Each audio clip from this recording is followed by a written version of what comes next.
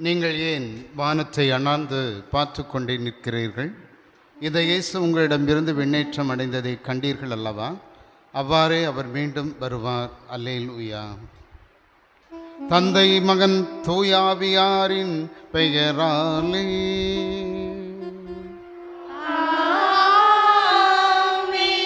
நம் ஆண்டவராகிய இயேசு கிறிஸ்துவின் அருளும் கடவுளின் அன்பும் தூய ஆவியாரின் நட்புறவும் உங்கள் அனைவரோடும் இருப்பதாக.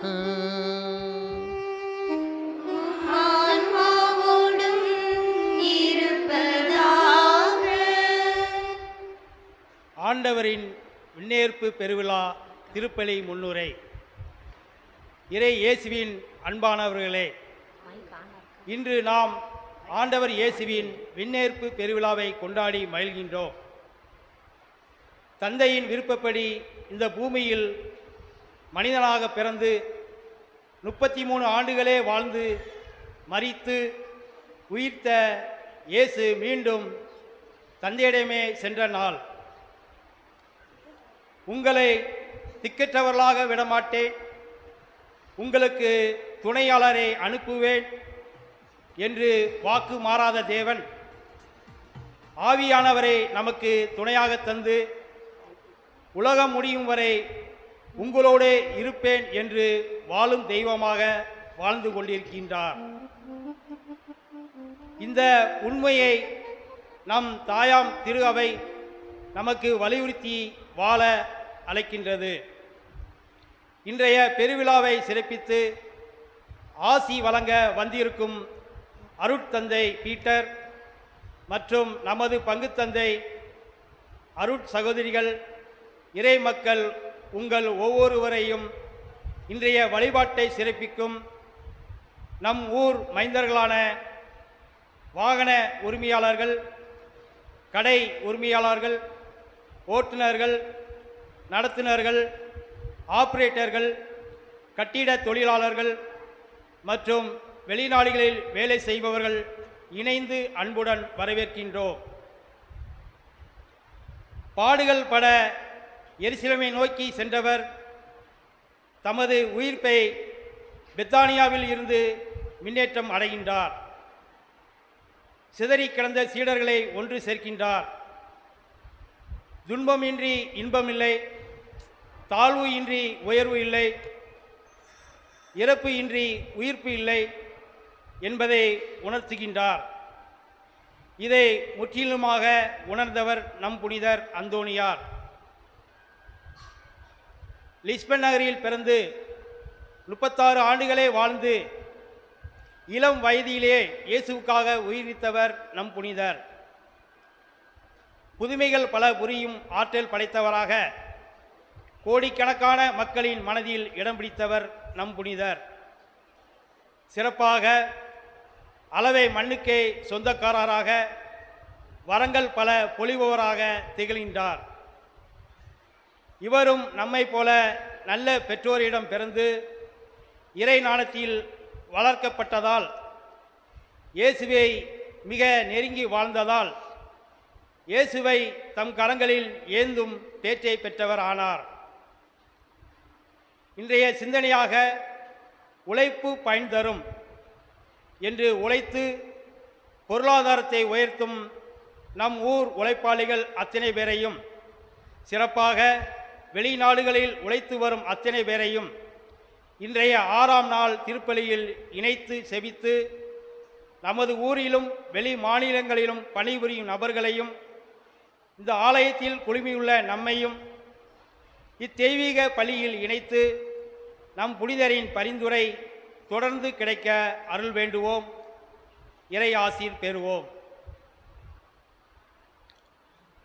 அன்புக்குரியவர்களே, இந்த ஞாயிறு வழிபாட்டில் நவநாள் கொண்டாட்டத்தில் பங்கேற்க வந்திருக்கிற நாம் ஒவ்வொருவரும் நம்முடைய தகுதியற்ற நிலையை உணர்வோம். நம்முடைய பாவங்கள், நம்முடைய குற்றங்குறைகள், பலவீனங்களை ஏற்று அவற்றுக்காக மன வருந்தி மன்னிப்பை வேண்டுவோம்.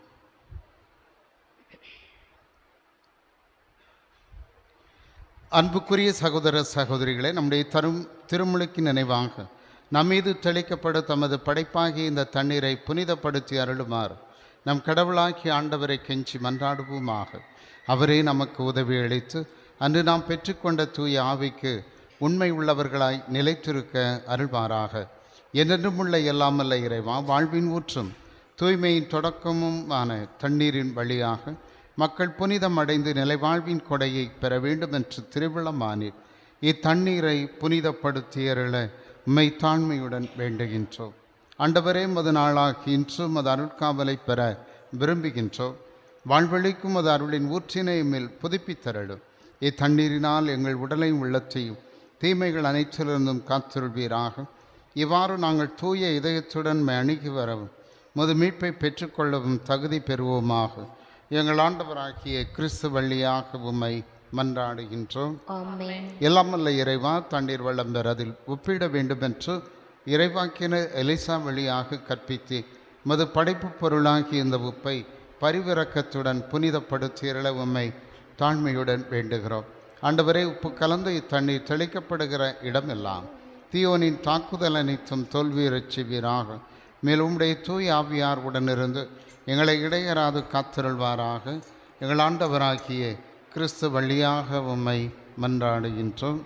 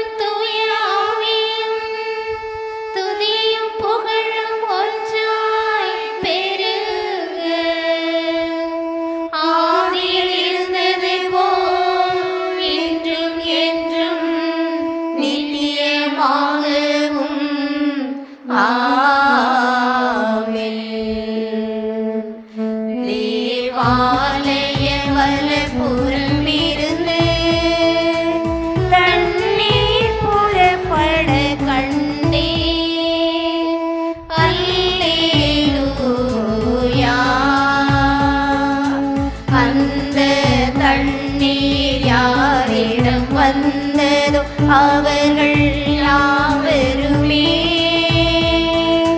கிடைக்கும் வெற்றி கூறுவர். அல்லேலூயா, அல்லேலூயா, அல்லேலூயா.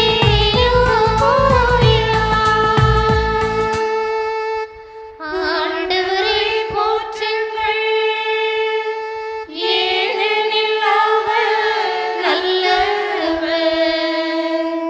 அவரது இரக்கம் என்றென்றும் உள்ளது. பிதாவும் சுதனும் தூய ஆவியும் துதியும் புகழும் ஒன்றாய் பெருக. ஆதியில் இருந்தது போல் இன்றும் என்றும் நித்தியமாகவும். ஆமென். எல்லாமல்ல இறைவன் நம் பாவங்களிலிருந்து நம்மை புனிதப்படுத்துவாராக. இந்த நற்கருணை கொண்டாட்டத்தின் வழியாக அவர் தம்முடைய ஆட்சியின் விருந்தில் பங்கு கொள்ள நம்மை தகுதி பெறச் செய்தருள்வாராக. ஆமென்.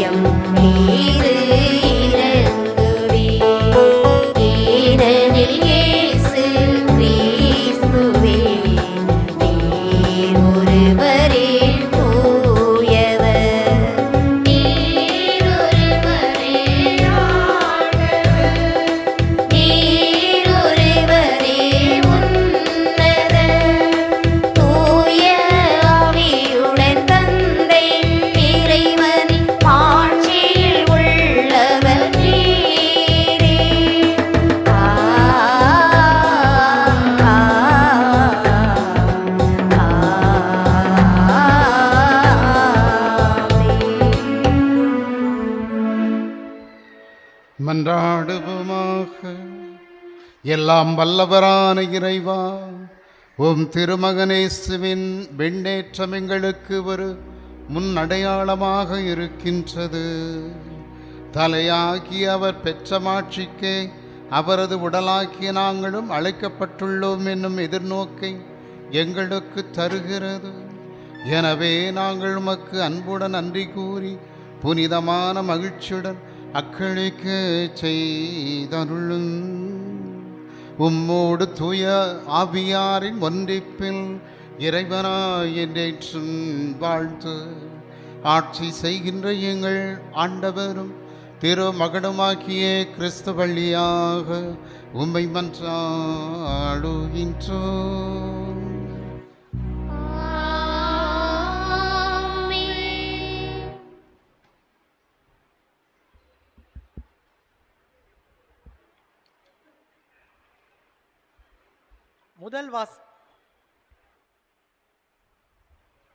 முதல் வாசக முன்னுரை. ஆண்டவர் இயேசு தாம் விண்ணேற்றம் அடைவதற்கு முன்பாக தமது சீடர்களுக்கு ஆசீர் வழங்கி தம்மிடமிருந்து கற்றுக்கொண்டதை உலகின் கடை எல்லை வரை கொண்டு செல்ல அவர்களுக்கு கட்டளை கொடுத்து தனது சீடர்களாக வாழ அழைக்கும் முதல் வாசகத்திற்கு செவிமடுப்போம்.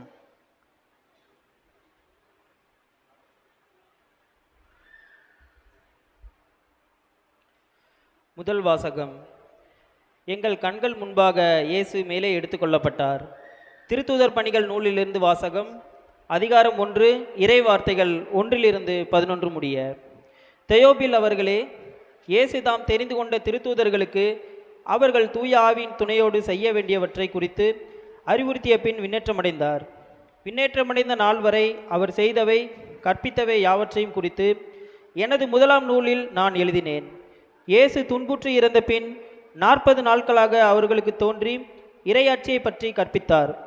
பல தெளிவான சான்றுகளால் தாம் உயிரோடு இருப்பதை காண்பித்தார்.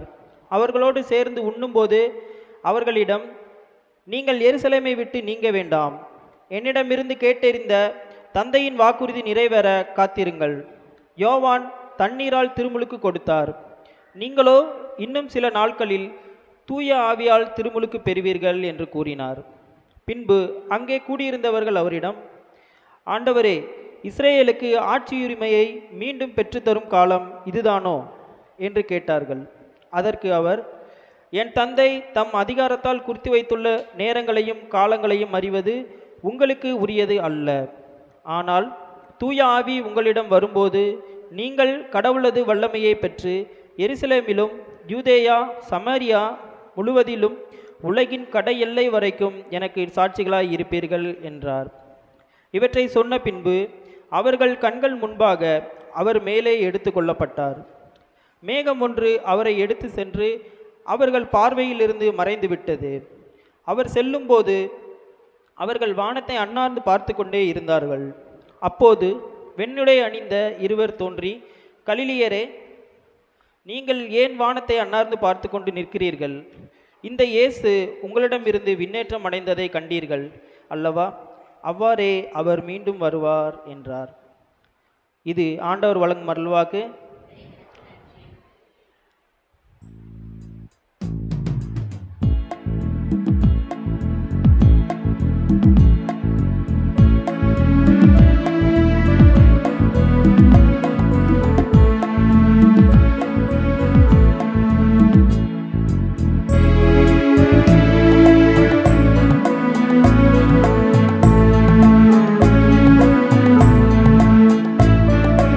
என் தெய்வம்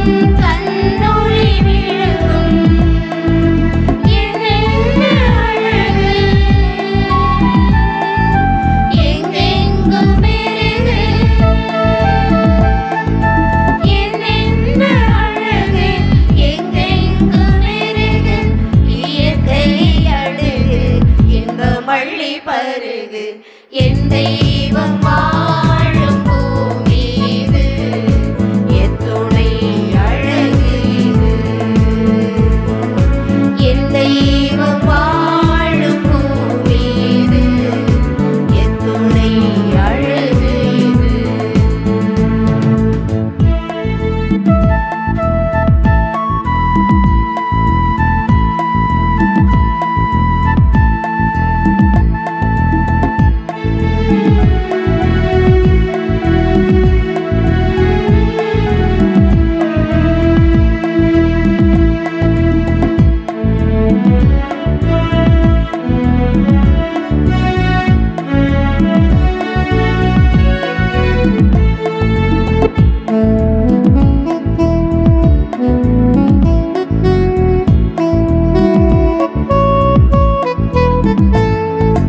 நிறைந்த அன்புடை நெஞ்சும் நிலவென ஒளி தரும் அறிவும் மலர்ந்த முகம் தரும் அழகும் மங்கா கலைகளின் வளமும் என்றென்றும் உழைக்கும் தன்மான வாழ்ந்த என்றென்றும் ஒன்றாகும் கரங்கள் நீதிக்கும் நேர்மைக்கும் போராடும் குரல்கள் நிம்மதி தேடிடும் மனங்கள் என்னென்ன அழகு எங்கெங்கும் மெருகு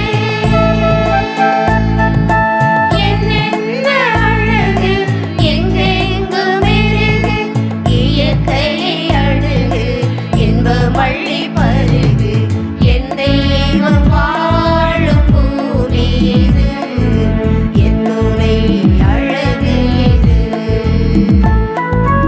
என் தெய்வம் வாழும் பூமி இது எத்துணை அழகு இது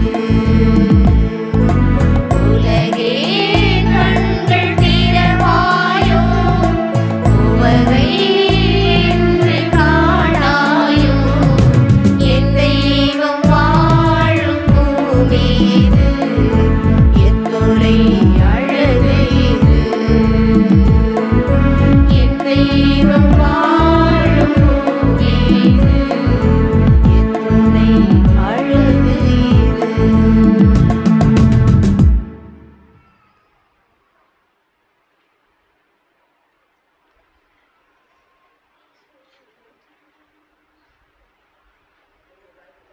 கிறிஸ்தவர்களாகிய நாம் பெற்றுக்கொண்ட அழைப்பிற்கு ஏற்றவாறு முழு மனத்தாழ்மையுடனும் கனிவுடனும் பொறுமையுடனும் ஒருவரை ஒருவர் அன்பு செய்து வாழ வேண்டும் என அழைப்பு விடுக்கும் இரண்டாம் வாசகத்திற்கு செவிமடுப்போம்.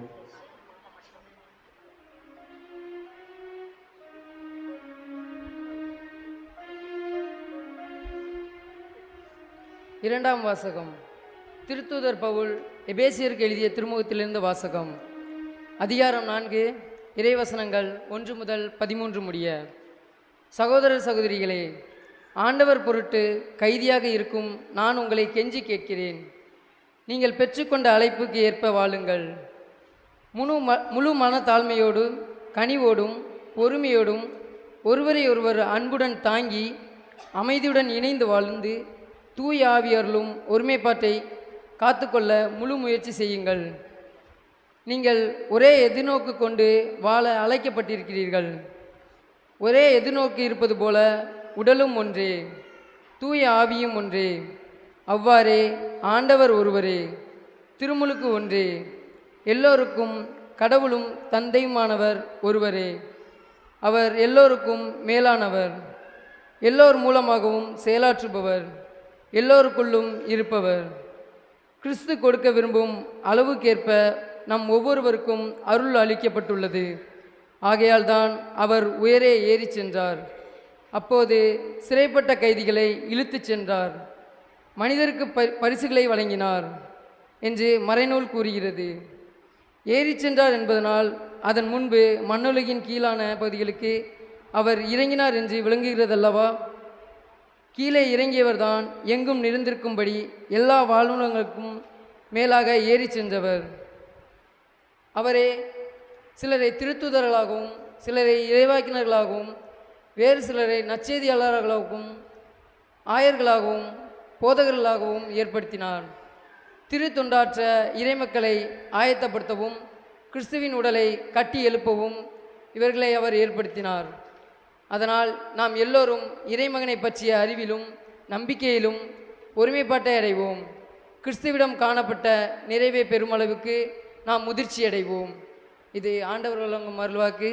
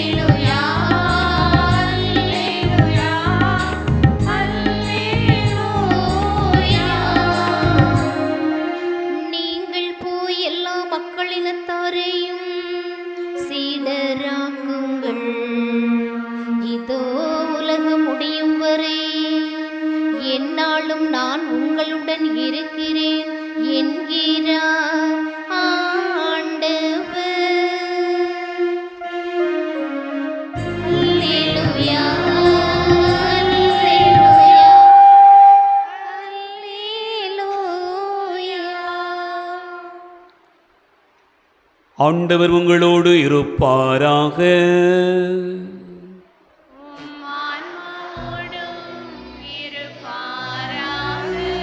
தூய மத்தேயு எழுதிய நற்செய்தியிலிருந்து வாசகம்.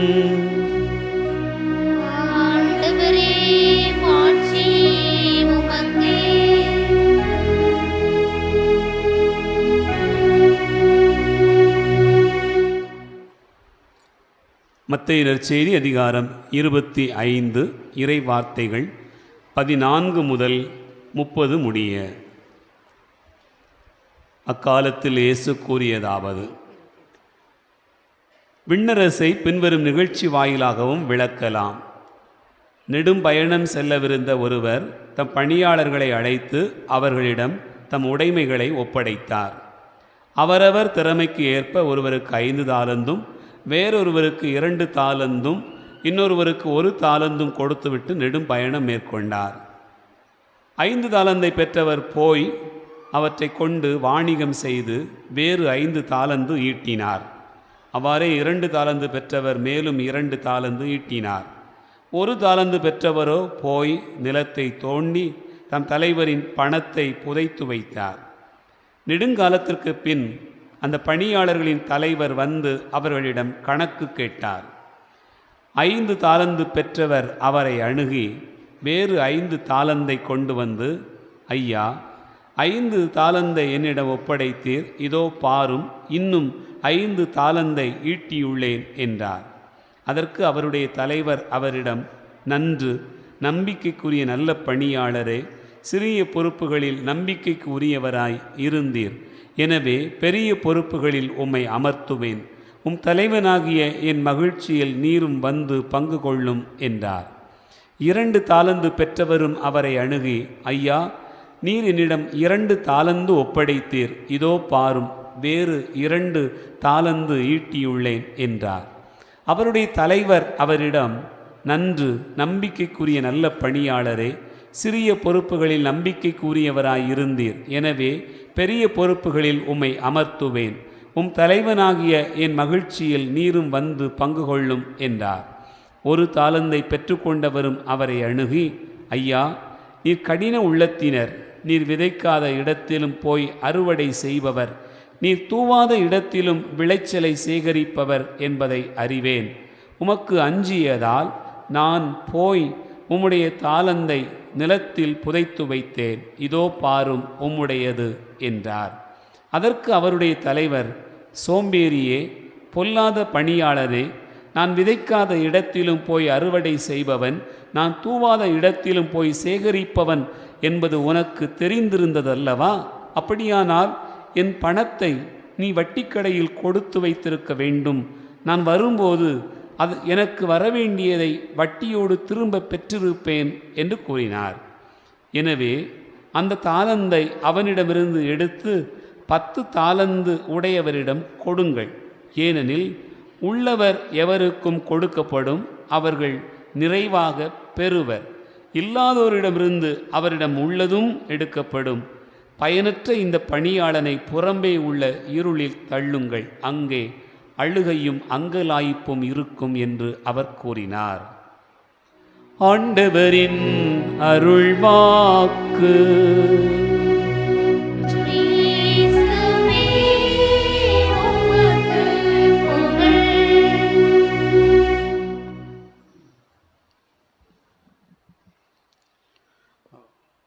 இறை இயேசுவுக்குள் மிகவும் பிரியமான சகோதர சகோதரிகளே, நம் பாதுகாவலர் கோடி அற்புத தூய் அந்தோணியாரின் அன்பு பக்தர்களே, நம் பாதுகாவலர் கோடி அற்புத தூய் அந்தோணியாரின் விழாவை கொடியேற்றத்தோடு தொடங்கி சிறப்பாக கொண்டாடி கொண்டிருக்கிறோம்.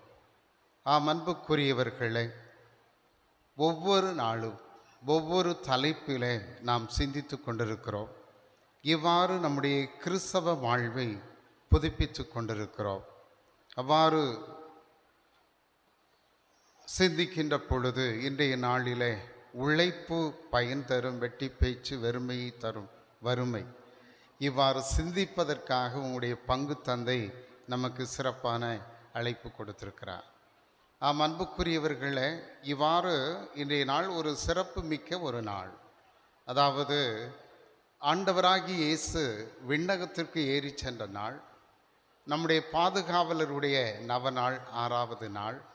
இன்னும் சொல்ல வேண்டுமானால் இந்த உழைப்பாளர்கள் இன்னும் பல்வேறு நிலைகளில் உழைக்கின்றவர்களை எண்ணி பார்க்கின்ற ஒரு நாளாகவும் கூட இன்றைய நாள் முக்கியத்துவம் பெறுகிறது என்பதை நாம் இங்கே பார்க்கிறோம். கிறிஸ்து இயேசுவுக்குள் பிரியமானவர்களே, உழைப்பு மிகுந்த பயன் தரும் என்பதை நாம் பார்க்கிறோம். அன்புக்குரியவர்களை, உழைப்பு, உழைப்பாளர், உழைப்பாளி, இவ்வாறு இறைவன் அவரும் உழைப்புக்கு அடையாளமாக விளங்கினார். இந்த உலகத்தை படைக்கின்ற பொழுது 6 நாட்கள் உலகத்தை படைத்து 7வது நாள் இவ்வாறு ஓய்வுற்றிருந்தார் என்று நாம் விவிலியத்திலே படிக்கின்றோம். எனவே இந்த உலகத்தை படைக்கின்ற இறைவன் ஒரு உழைப்பாளியாக இருக்கிறார். ஆண்டவராகிய இயேசு கிறிஸ்து இன்றைக்கு விண்ணேற்பு பெருவிழாவை கொண்டாடுகிறோம் என்று சொன்னால், அவர் ஒரு தச்ச குடும்பத்தை சார்ந்தவர், தச்சு தொழில் செய்து வந்தவர். அவர் ஒரு உழைப்பாளர் என்று இயேசுவை நாம் காண்கின்றோம். அன்புக்குரியவர்களே, இறையாட்சி பணியிலே, நற்செய்தி அறிவிப்பு பணியிலே பவுலினுடைய வாழ்க்கையை பார்க்கிற பொழுது, அவர் நற்செய்தி அறிவிப்பு பணியின் பொழுது கூட அவர் உழைத்து தன்னுடைய தேவைகளை நிறைவு செய்து கொண்டார் என்று பார்க்கிறோம். அவர் உழைத்தார். இவ்வாறு விண்ணேற்பு பெருவிழாவிலே இயேசு இந்த உலகத்திற்கு வந்தார். ஒரு எளிய குடும்பத்திலே தோன்றினார். ஒரு தச்சராக அந்த குடும்பத்தின் வாழ்வுக்காக உழைத்தார். அது மட்டுமல்ல, உலக குடும்பத்திற்காக, உலக மக்களுக்காக, அனைவருடைய மீட்புக்காக அவர் உழைத்தார். அந்த கடவுளுடைய திட்டத்தை அவர் நிறைவேற்றினார்.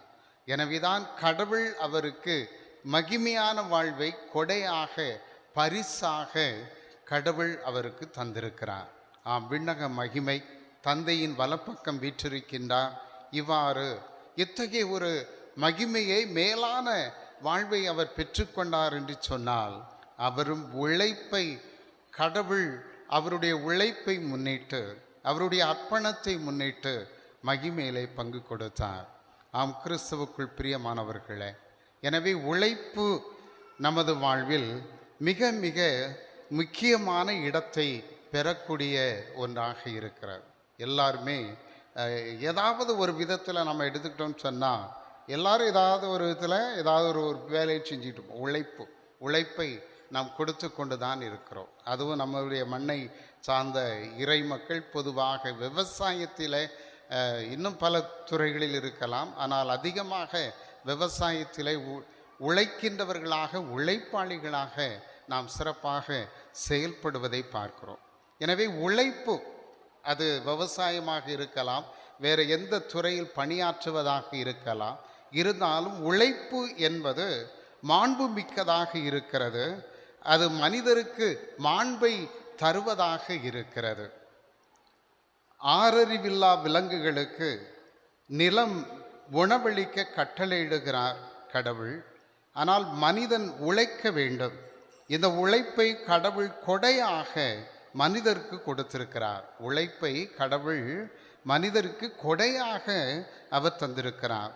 அதை அவன் பயன்படுத்த வேண்டும் என புனித அம்ப்ரோசியார் குறிப்பிடுவார். உழைப்பை பயன்படுத்த வேண்டும், அதை கொடையாக கடவுள் நம் ஒவ்வொருவருக்கும் தந்திருக்கிறார் என்பதை நாம் தெளிவாக பார்க்கிறோம்.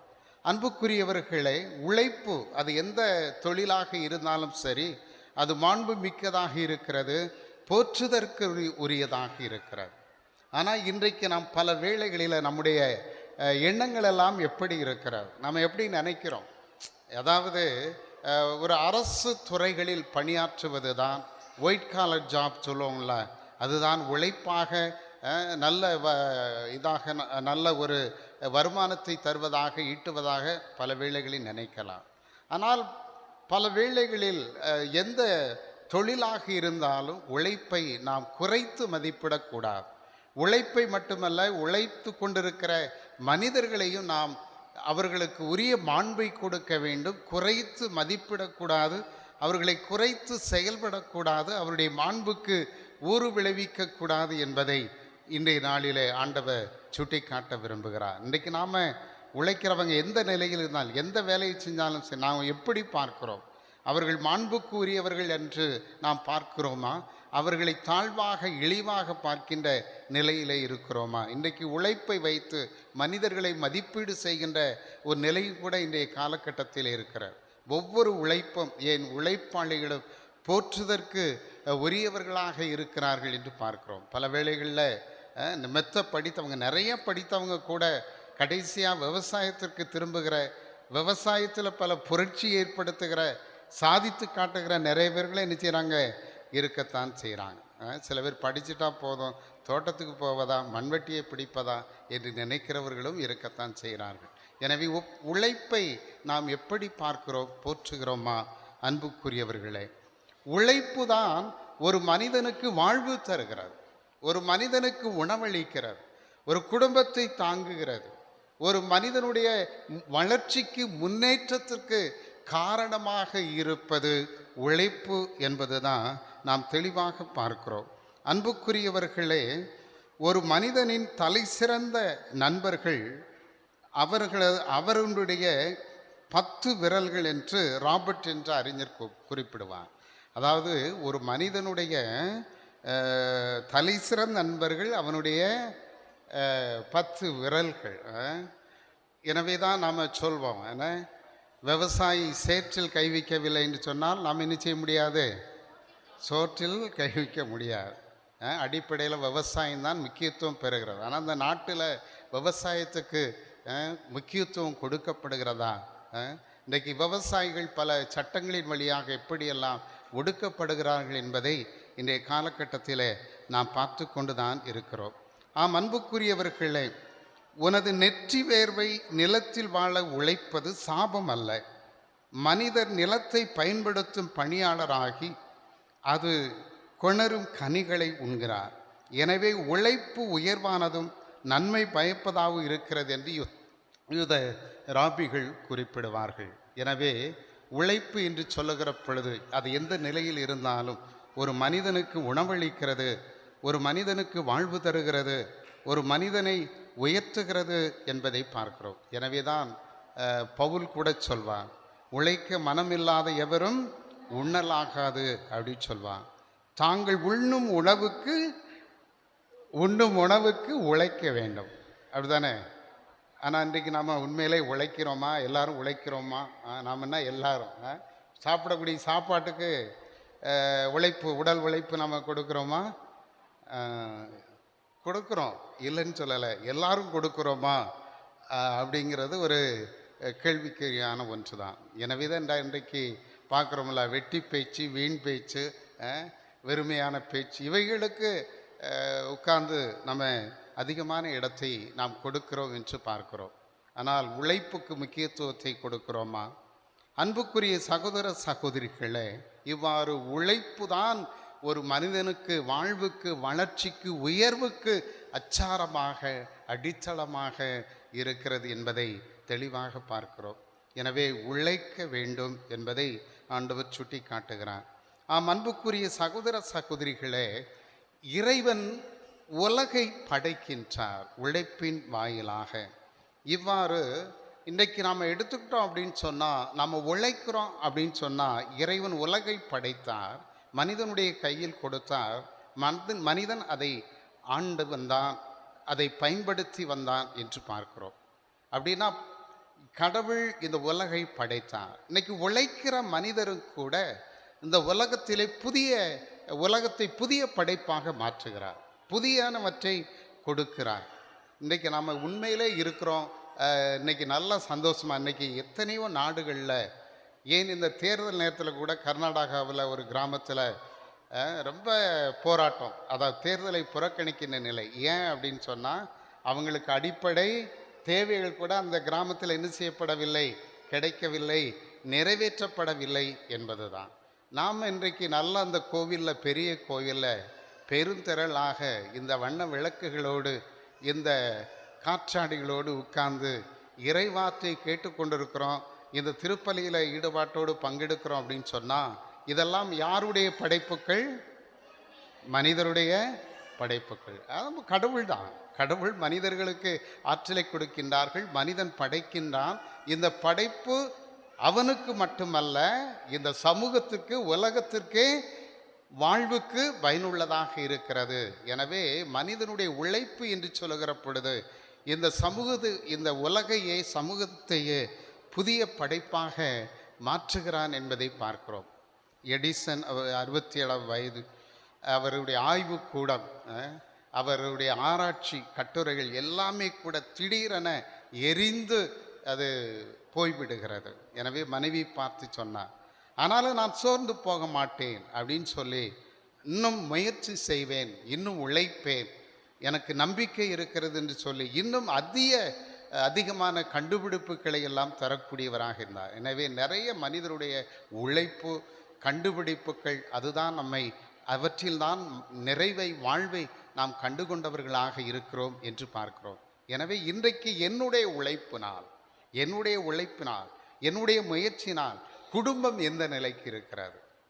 இன்றைக்கி பல வேளைகளில் எடுத்துட்டோம் அப்படின்னு சொன்னால், குடும்ப தலைவர் வேலைக்கு போவார், அதே சம்பளத்தை என்ன செஞ்சுருவார், குடிச்சிட்டு அப்படியே வீட்டுக்கு வருவார், வீட்டுக்கு எதுவுமே கொடுக்க மாட்டார். வீட்டில் என்ன நடக்கும்? ஒரே சண்டை, பிரச்சனை. இப்படி தான் அண்மையில் செய்தித்தாளில் பார்க்கும்போது, ஒரு 17 வயது சிறுவன், அவனுடைய தந்தை 40 வயது, அவனை போட்டு தள்ளிட்டான். என்ன காரணம் அப்படின்னு பார்க்கும்போது, அவருடைய தந்தை வீட்டுக்கு வருவாங்க, அவனுடைய மனைவியோட எப்போது சண்டை. இதை பார்த்து கொண்டே இருந்த அந்த இளைஞனுக்கு ஆத்திரம், தவறு செய்து விட்டான். அன்புக்குரியவர்களே, இன்றைக்கு நாம் உழைப்பு எந்த அளவிற்கு நம்முடைய குடும்பத்திற்கு, வாழ்வுக்கு, உயர்வுக்கு பயனுள்ளதாக இருக்கிறது, எந்த அளவிற்கு அவற்றை நாம் மற்றவர்களுக்கு, மற்றவருடைய வாழ்வின் உயர்வுக்கு நாம் பயன்படுத்துகிறோம். பல வேளைகளில் எடுத்துட்டோம்னா ரொம்ப சுயநலமாக தான் இருக்கிறோம். கையை கொண்டு காக்க வரட்ட மாட்டோம், அப்படி தான் இருக்கிறோம். ஆனால் நம்ம சொந்த பந்தங்களாக இருக்கலாம், உறவுகளாக இருக்கலாம், படிப்பிற்கான உதவியாக இருக்கலாம், தேவையாக இருக்கலாம். இன்றைக்கு நாம் வளரணும், அதே போல் மற்றவர்களும் வளர்வதற்கு, இந்த சமூகம், மக்களும் நலன் பெறுவதற்கு எந்த அளவிற்கு நாம் ஒரு கருவியாக இருக்கிறோம் சிந்தித்து பார்க்க வேண்டும். பலருடைய படைப்புகளால், உழைப்பினால் வாழ்ந்து கொண்டிருக்கிறோம்னு சொன்னால், என்னுடைய உழைப்பினால் இன்றைக்கு எத்தனை பேர் நன்மை பெற்றுக்கொண்டு இருக்கின்றார்கள் என்று கூட சிந்தித்து பார்க்க அழைக்கப்படுகிறோம். கிறிஸ்து இயேசுவுக்குள் பிரியமானவர்களே, இந்த உழைப்பு, இந்த முயற்சி என்று சொல்லுகிற பொழுது நிச்சயமாக ஒரு மனிதனுடைய உயர்வுக்கு அது அடித்தளமாக இருக்கிறது என்று பார்க்கிறோம். அதாவது புதுமை பித்தன் இவ்வாறு சொல்வார், உறுதியைப் போல் உழைப்பும் இருந்தால் நீ நிச்சயம் உன் வாழ்வில் வெற்றி காண்பாய். உறுதியை போல் உழைப்பும் இருந்தால் நீ நிச்சயம் உன் வாழ்வில் வெற்றியை காண்பாய் என்று குறிப்பிடுவார். அன்புக்குரியவர்களே, இன்றைக்கெல்லாம் உழைப்பு இருக்கிறது, முயற்சி இருக்கிறது. இன்றைக்கெல்லாம் நிறைய மாணவர்கள், அது 10ஆம் வகுப்பு தேர்வாக இருக்கலாம், 12ஆம் வகுப்பு அரசு பொது தேர்வாக இருக்கலாம், சாதாரண எளிய குடும்பத்தில் உள்ளவர்களும் கூட என்ன செய்கிறாங்க, சாதனையை நிகழ்த்தி கொண்டிருக்கிறாங்க. அதுக்கு ஒரே காரணம், நான் இந்த தேர்வில் நல்ல மதிப்பெண்களோடு வெற்றி பெறுவேன். அன்புக்குரியவர்களே, அதாவது கடினமான உழைப்பு முதன்மையான இடத்திற்கு மனிதர்களை கொண்டு செல்கிறது என்றால் மிகையாகாது. உதாரணமாக இங்கிலாந்தை சார்ந்தவர் சார்லஸ் டிக்கன்ஸ் என்ற ஒரு எழுத்தாளர் ஆங்கில இலக்கியத்திலே ஒரு பிதாமகனாக போற்றப்பட்டவர். அவருடைய வாழ்க்கை எடுத்துக்கொண்டோம் என்று சொன்னால் 1812 பிப்ரவரி 7 இங்கிலாந்திலே போர்ட்ஸ்மவுத் என்ற ஊரில் பிறந்தவர். ஒரு எளிய குடும்பம். அவருடைய தந்தை கப்பல் ஒன்றிலே எழுத்தராக பணியாற்றி கொண்டிருந்தார். அவர் கடன் வாங்கிட்டே இருப்பார். கடன் வாங்கின திரும்ப திரும்ப வாங்கிட்டே இருக்கிறாங்க, அடைக்க முடியலை. கடன்காரர்கள் நெருக்கிறார்கள். எந்த அளவுக்கு என்று சொன்னால், இந்த 12 வயது சார்லஸ் டிக்கன்ஸ் இவர் கொத்தடிமையாக கொண்டு செல்லப்பட்டார். ஒரு நிறுவனத்தில் பணியாற்ற அமர்த்தப்படுகிறார். அங்கே தங்கி வேலை செய்ய முடியவில்லை. எலி தொல்லை, உணவு போதிய அளவு கிடைக்காத நிலை, குடும்பத்தில் வறுமை. இந்த நிலையிலும் கூட 3 ஆண்டுகள் தொடர்ந்து அவர் என்ன செய்கிறான்னு சொன்னால், உழைத்து அந்த தந்தையினுடைய கடனை அடைக்கிறார். தந்தையினுடைய கடனை அடைத்த பிறகு மீண்டும் பள்ளி படிப்பை தொடர்கிறார். பள்ளி படிப்பை படித்து கொண்டிருக்கிற பொழுதே எழுதுகின்ற ஒரு பழக்கமும் அவரிடம் இருந்தது. எனவே எழுதுவார், நிறைய எழுதுவார். எழுதிவிட்டு நண்பர்களிடம் காண்பிப்பார். அவர்களிடம் திருத்தங்களை பெற்றுக்கொண்டு தொடர்ந்து அவர் எழுதி கொண்டே இருந்தார் என்று பார்க்கிறோம். படிப்பை முடித்த பிறகு ஒரு பத்திரிகை துறையிலே அவர் சேர்கின்றார். அந்த பத்திரிகை துறையிலே சேர்ந்து அவர் பணியாற்றுகிறார். அந்த பத்திரிகைக்கு இவர் அதாவது பிக்விக் பர்பஸ் என்ற ஒரு கட்டுரை எழுதுகிறார். அந்த கட்டுரை என்ன அப்படின்னா, கட்டுரை அடுத்த வாரம் எப்போ வரும் அப்படின்னு மக்கள் எதிர்பார்க்கக்கூடிய அளவுக்கு சுவராசியம் உள்ள ஒரு சுவையான ஒரு நிகழ்வாக அவருடைய கட்டுரை இருந்தது. அவருடைய அந்த தொடர்ந்து புத்தகங்கள் எழுத ஆரம்பித்தார். ஆலிவர் ட்விஸ்ட் என்ற புத்தகம் போன்ற பல புத்தகங்களை எழுத ஆரம்பித்தார். அவருடைய புகழ் எங்கும் பரவியது. உயர்ந்த ஒரு நிலையிலே, அதாவது ஷேக்ஸ்பியருக்கு அடுத்த நிலையிலே இடத்தை பிடித்தார். அன்புக்குரியவர்களே, இதை எதற்கு சொல்லுகிறேன்னு சொன்னால், ஏழ்மையிலே வறுமையிலே வாழ்ந்து கொண்டிருந்த அந்த மனிதர் தான். ஆனால் அவருக்குள் ஒரு தாகம், அவருக்கு பிடித்தமான உலகம் எழுத்து. எனவே அந்த துறையிலே நான் சாதனை படைக்க வேண்டும் என்ற ஒரு வெறி, கடின உழைப்பு, கடின முயற்சி அவரை ஒரு சாதனையாளராக உயர்ந்த ஒரு நிலைக்கு எட்டி பிடித்தது என்பதை அவருடைய வாழ்க்கையிலே நாம் பார்க்கிறோம். கிறிஸ்து இயேசுவுக்குள் பிரியமானவர்களே, நமக்கும் கூட சாதிக்க வேண்டும். இன்னைக்கு இளைஞர்கள் மத்தியில், இளம்பெண்கள் மத்தியில் இந்த சாதிக்க வேண்டும், வெற்றி பெற வேண்டும், உயர்ந்த நிலையை எட்டி பிடிக்க வேண்டும், இந்த ஒரு அந்த வைராக்கியம், அந்த ஒரு முயற்சி என்பது இன்றைக்கு நம்முடைய இளம் நெஞ்சங்களிலே இருக்கிறதா? குழந்தைகள் மத்தியில், படிக்கின்றவர்கள் மத்தியில் இருக்கிறதா? அன்புக்குரியவர்களே, தனித்தன்மை படைக்க வேண்டும். நான் இருக்கக்கூடிய இந்த சமூகத்தில் என்னுடைய பெயர் நிலைத்து நிற்கக்கூடிய அளவிற்கு ஒரு தனித்தன்மை படைத்தவனாக நான் சாதனை நிகழ்த்த வேண்டும். அதாவது ஒரு மனிதனுடைய உழைப்பு மனிதருள் அரியவராக மாற்றுகிறது என்று நாம் பார்க்கிறோம். பிரான்ஸ் நாட்டிலே உள்ள புகழ்பெற்ற ஒரு ஓவியர் இரினோயர் என்ற ஒரு மனிதர். அந்த மனிதருடைய வாழ்க்கையில் தசை பிடிப்பு அதனால் பாதிக்கப்பட்டார். அவரால் நடக்க முடியாது, கையெல்லாம் கூட இழுத்துக்கிடும், அவரால் சரியாக செயல்பட முடியாது. அவருக்கு யாராவது 2 பேர் உதவி செய்தால் தான் அவரால் வழக்கமான செயல்பாடுகளை செயல்பட முடியும். அப்படி நிலையில் இருந்தவர் அவருக்கு விருப்பம் ஓவியம் வரைவது. எனவே அவர் ஓவியம் வரைந்து கொண்டிருந்தார்.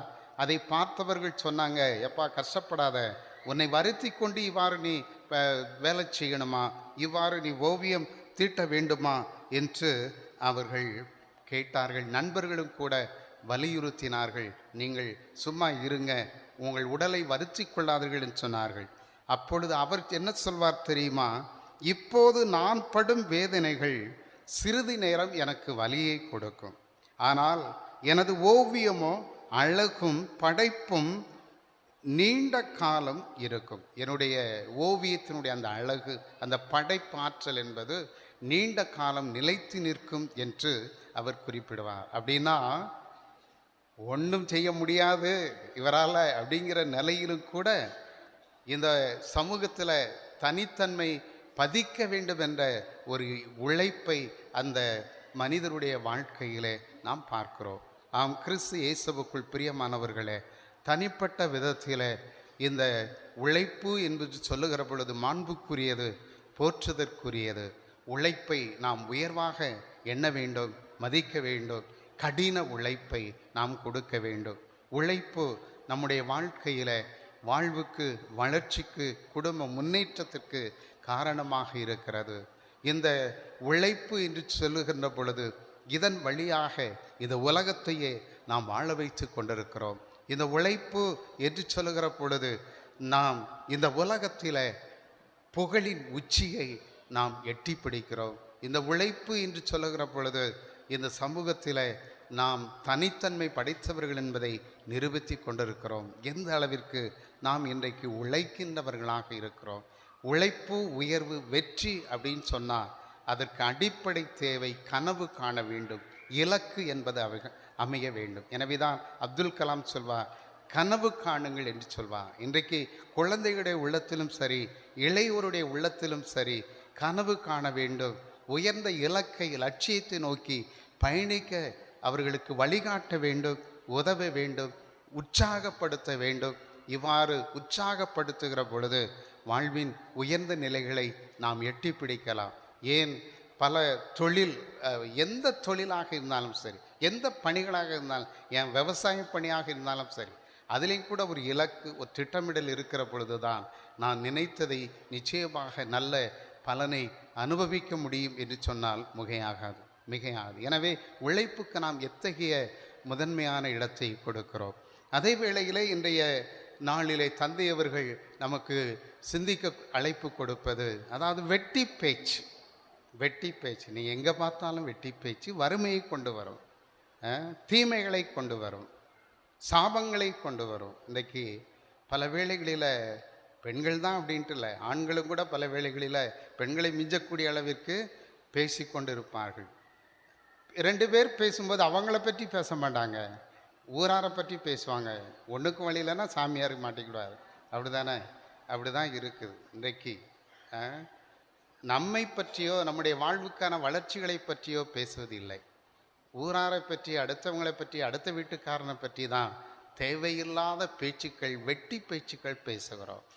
நாம் அன்புக்குரியவர்களே, அதனால் காலத்தை, நேரத்தை விரயமாக்குகிறோம். பல வேளைகளில் பார்த்தோம் அப்படின்னு சொன்னால் இளைஞர்கள் சில இடங்களில் ஒன்றா இருப்பாங்க, ஒவ்வொருத்தரும் கையில் ஏதாவது வச்சுருப்பாங்க, லேப்டாப் வச்சுருப்பாங்க, ஏதாவது நோண்டிக்கிட்டு இருப்பாங்க. உண்மையிலே அது ஆக்கப்பூர்வமான செயல்பாடா இல்லையா அது அவங்களுக்கு தான் தெரியும்.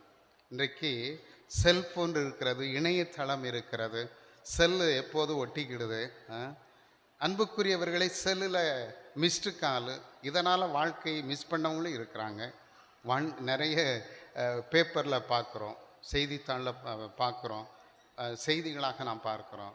அன்புக்குரியவர்களே, இவ்வாறு பல வேளைகளில் வெட்டி பேச்சு, வீண் பேச்சிலே நாம் நேரத்தை செலவழிக்கிறோம். சில வேளையில் வாட்ஸ்அப்பு இல்லைன்னா யூடியூப் ஏதாவது ஒன்றில் நீங்கள் போய் உட்கார்ந்தீங்க அப்படின்னா எப்படி இருக்கும்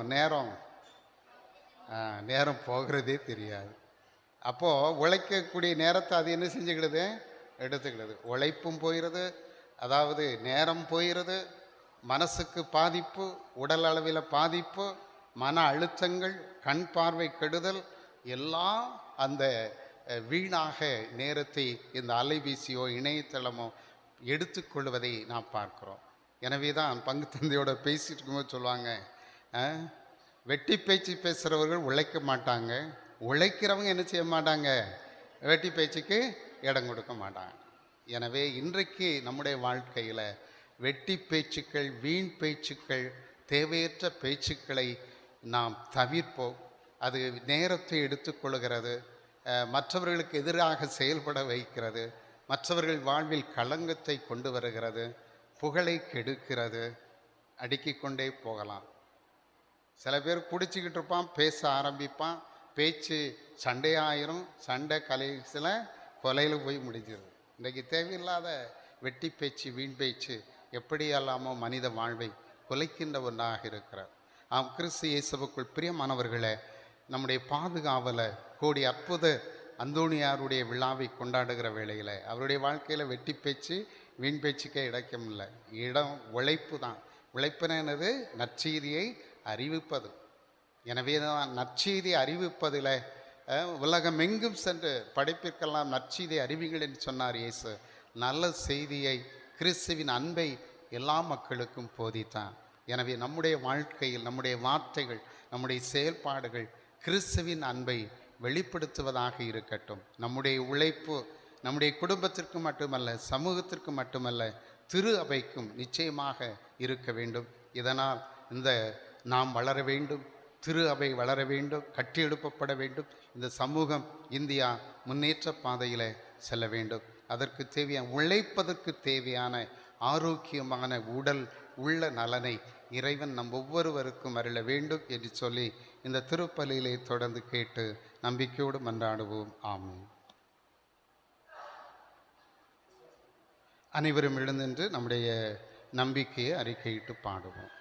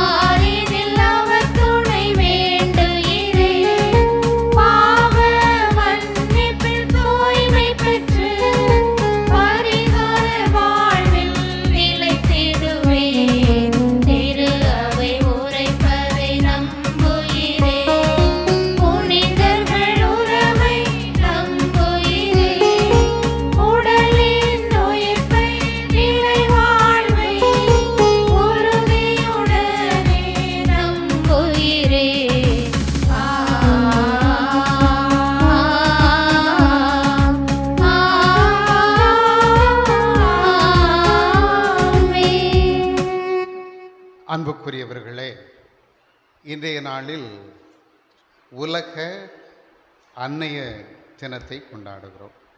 இன்றைக்கு அதிகமான உழைப்பை கொடுக்குறவங்க யாருன்னா தாய்க்குலங்கள் தான், அன்னையர்கள் தான்.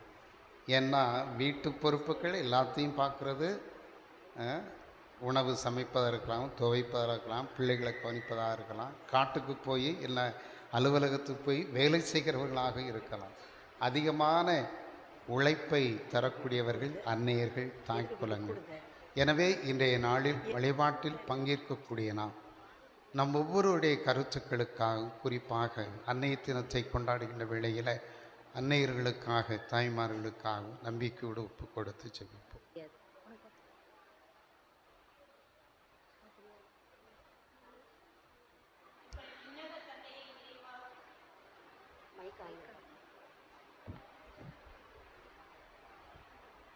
எங்கள் விண்ணக தந்தையே இறைவா, உம் திருமகனின் விண்ணேற்பு பெருவிழாவை கொண்டாடும் இந்நாளில் உம் திரு அவையானது அவர் தந்திட்ட கட்டளையை உலகின் கடை எல்லை வரை செயல்படுத்த உமது தூய ஆவியின் வல்லமையால் நிரப்பி அவர்கள் ஆவியானவரின் ஒளியில் இறை ஞானத்தோடு செயல்பட அருள் தர இறைவா உம்மை மன்றாடுகின்றோம். எங்கள் மன்றாட்டை கேட்டருளும். வாழ்வளிக்கும் வல்லல இறைவா, விலைவாசி உயர்வு, வன்முறைகள், உணவு மற்றும் உறைவிடம் இல்லாமை, மத வெறியாளர்களால் பாதிப்பு என பல்வேறு துன்பங்களுக்கு உள்ளாகி துன்பப்படும் நிலை உயர்ந்து வரும் இக்காலத்தில் ஆண்டவரை தலைவர்களாய் இருப்போர் அவர்களது நிலையிலிருந்து இறங்கி வறுமை கோட்டில் உள்ள மக்களுக்கு பணியாற்ற ஆர்வத்துடன் செயல்பட வேண்டும் என்று இறைவா உம்மை மன்றாடுகிறோம்.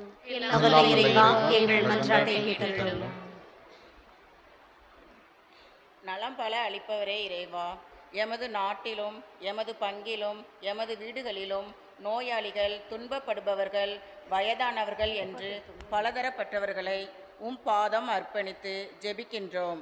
நோயாளர்கள் நோய் நீங்கி நலம் பெறவும், துன்பத்தில் மன கஷ்டத்தில் வாழ்வோர் அதிலிருந்து விடுதலை பெறவும், வயதானவர்கள் நன்கு கவனிக்கப்படவும் நல் உள்ளத்தை ஒவ்வொருவருக்கும் தர வேண்டும் என்று இறைவா உம்மை மன்றாடுகிறோம். எங்கள் மன்றாட்டை கேட்டருளும். என் சமூகம் உனக்கு முன் செல்லும் என்றவரே இறைவா, உம்மை நம்பி வாகனங்களை இயக்கும் அனைவரையும், சிறப்பாக இம்மண்ணில் பிறந்து வாழ்ந்து ஓட்டுநர், நடத்துனர், ஆபரேட்டர்களாக பணிபுரியும் அத்தனை பேரையும், இன்னும் சிறப்பாக வெளிநாடுகளிலே பணியாற்றும் பிள்ளைகளையும் உம் பாதம் அர்ப்பணித்து ஜெபிக்கின்றோம். உடலுள்ள நலத்துடன் பாதுகாப்போடு பணிபுரிய துணை தந்து வழிநடத்த வேண்டுமென்று இறைவா உம்மை மன்றாடுகின்றோம். எங்கள் மன்றாட்டை கேட்டருளும். இரக்கத்தின் தெய்வமே இறைவா, மழையின்றி வறண்டிருக்கும் இப்பூமியை கண்ணோக்கி பாரும்.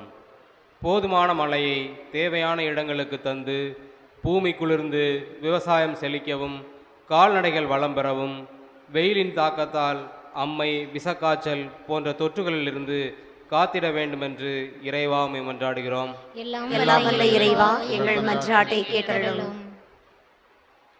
ஆசீர் அளிப்பவரே இறைவா, எம் பாதுகாவலர் கோடி அற்புதர் புனித அந்தோணியாரின் நவநாள் 6ஆம் நாளை சிறப்பித்து ஆசீர் வழங்க வந்துள்ள அருட்தந்தை ராபின் அவர்களையும், எம் பங்கு தந்தை அந்தோணி யாகப்பன் அவர்களையும் நிறைவாய் ஆசீர்வதித்து அவர்களது பணி சிறக்கவும், அழைப்பில் முழுமையான கனிதரக்கூடிய நல் ஊழியர்களாய் உடல் உள்ள நலத்தோடு பணியாற்றவும், செல்லும் பயணங்களில் துணை நின்று காத்திடவும் வேண்டுமென்று இறைவா உம்மை மன்றாடுகிறோம்.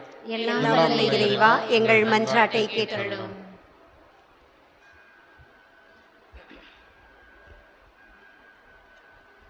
அன்பு இறைவா, நீர் விண்ணகம் சென்ற இந்நன்னாளில் நீர் விட்டு சென்ற அமைதி, சமாதானம் குடும்பங்களில் நிலவவும், புனித அந்தோணியாரை சிறப்பு செய்யும் இந்த 6ஆம் நாளில் கடை உரிமையாளர்கள், கட்டிடத் தொழிலாளர்கள், வாகன உரிமையாளர்கள் மற்றும் ஓட்டுநர், நடத்துனர், ஆபரேட்டர்கள் இவர்களின் குடும்பங்களை நிறைவாய் ஆசீர்வதித்து விரும்புகின்ற ஜெபிக்கின்ற மன்றாட்டுக்கள் கேட்கப்படவும், இந்த விழாவை முன்னேற்பாடு செய்த ஊர் தலைவர்கள், நாட்டாண்மைகள் மற்றும் பொறுப்பிலுள்ள அத்தனை பேரையும், ஊரில் உள்ள ஒவ்வொரு குடும்பத்தையும் ஆசீர்வதித்து காத்திட வேண்டுமென்று இறைவா உம்மை மன்றாடுகின்றோம்.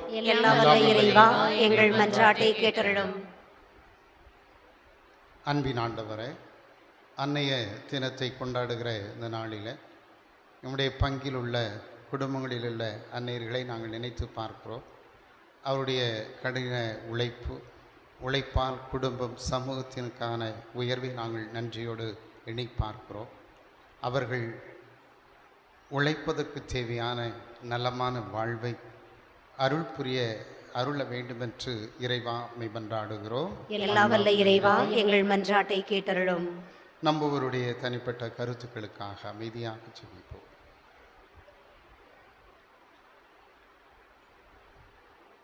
அன்பை உருவான இறைவா, உமது அன்பு பிள்ளைகளாகி நாங்கள் நம்பிக்கையோடு கேட்டிருக்கிற இந்த வரங்களை எல்லாம் உமது வல்லன்மையால் மிக விரைவிலே நாங்கள் பெற்றுக்கொள்ள கிருபை செய்தருளும்.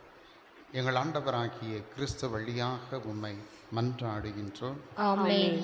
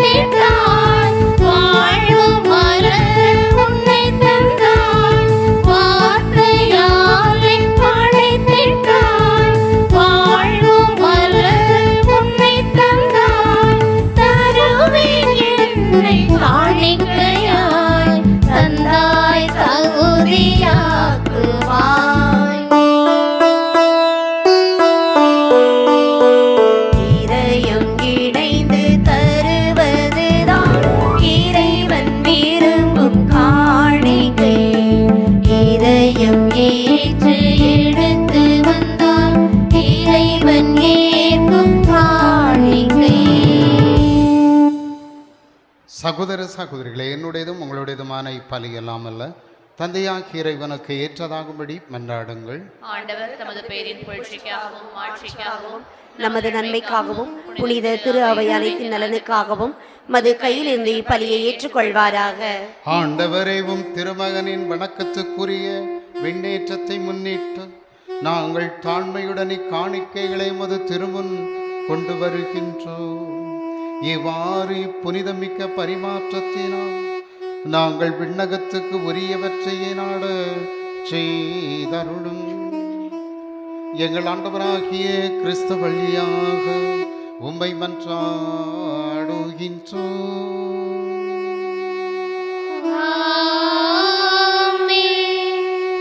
ஆண்டவர் உங்களோடு இருப்பாராக. ஆன்மாவோடும் இருப்பாராக. இதயங்களை மேலே எழுப்புங்கள். ஆண்டவரிடம் எழுப்பியுள்ளோம். நம் இறைவனாகிய ஆண்டவருக்கு நன்றி கூறுவோம். அதுவே தகுதியும் நீதியும் ஆனதே. ஆண்டவரே தூயவரான தந்தை, என்றும் உள்ள இல்லாமல் இறைவா, எந்நாளும் எவ்விடத்திலும் நாங்கள் உமக்கு நன்றி செலுத்துவதும் மெய்யாகவே தகுதியும் நீதியும் ஆகும். எங்கள் கடமையும் மீட்புக்குரிய செயலுமாகும். ஏனென்றால் ஆண்டவராகிய இயேசு மாட்சியின் மன்னர், பாவத்தின் மீதும் சாவின் மீதும் வெற்றி கொண்டவர், வானதூதர் வியப்புரையின்றி வானங்களின் உச்சிக்கு ஏறி சென்றார்.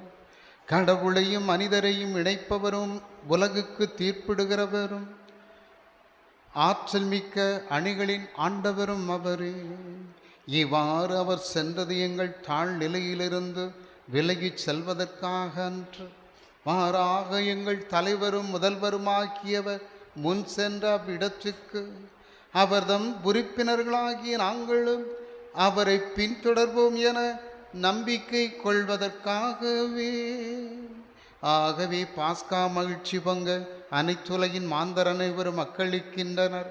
அவ்வாறே ஆற்றல் மிக்கோரும் அதிகாரம் கொண்ட தூதர்களும் ஓமது மாட்சியை பொழுதுபாடி முடிவின்றி சொல்வதாவது: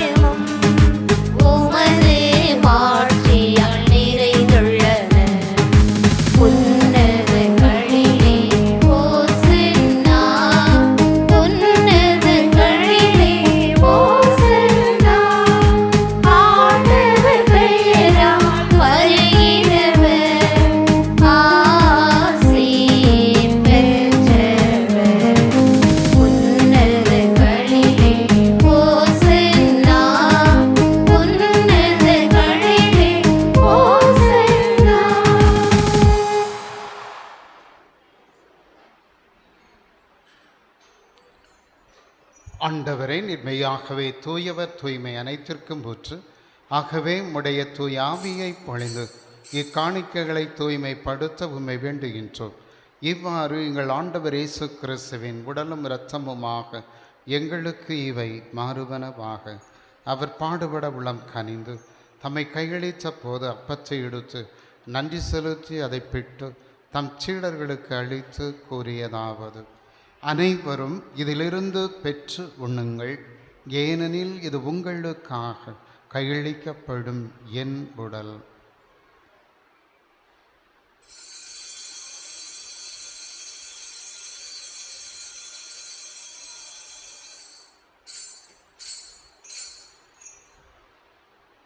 அவ்வண்ணமே இரவு விருந்தை அருந்திய பின் கிணத்தையும் எடுத்து மீண்டும் அக்கு நன்றி கூறி தம் சீடர்களுக்கு அளித்து அவர் கூறியதாவது: அனைவரும் இதிலிருந்து பெற்று பருகுங்கள், ஏனெனில் இது புதிய நிலையான உடன்படிக்கைக்கு உரிய என் இரத்தத்தின் கிண்ணம். இது பாவ மன்னிப்புக்கென்று உங்களுக்காகவும் பலருக்காகவும் சிந்தப்படும். இதை என் நினைவாக செய்யுங்கள்.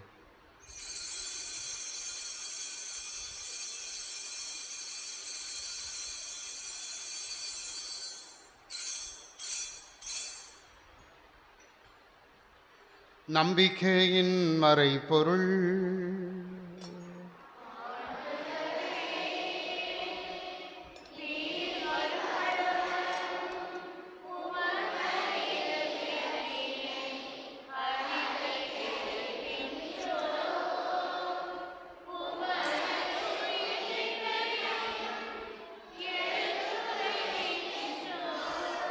ஆகவே ஆண்டவரே, நாங்கள் கிறிஸ்துவின் இறப்பினையும் உயிர்ப்பினையும் நினைவு கூர்ந்து வாழ்வு தரும் அப்பத்தையும் மீட்பளிக்கும் கிண்ணத்தையும் மக்கு ஒப்புக் கொடுக்கின்றோம்.